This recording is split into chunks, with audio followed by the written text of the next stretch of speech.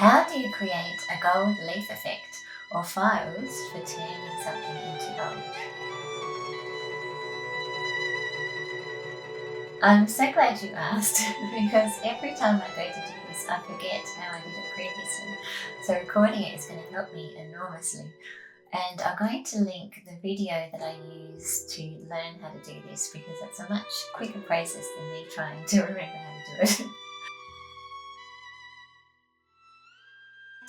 So basically what I do is I create these gold frames out of a black illustration using Photoshop.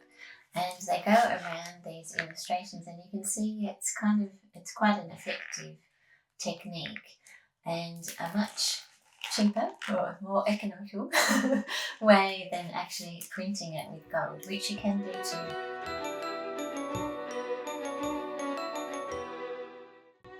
Bookvault, the printers who print these little books here, they have a range, a bespoke range, where you can choose all kinds of things like gold, leaf, or rainbow, or silver, and also things like the internal illustrations here, so the end papers, jackets, and things like in the books themselves here, this writing which I've spoken about previously.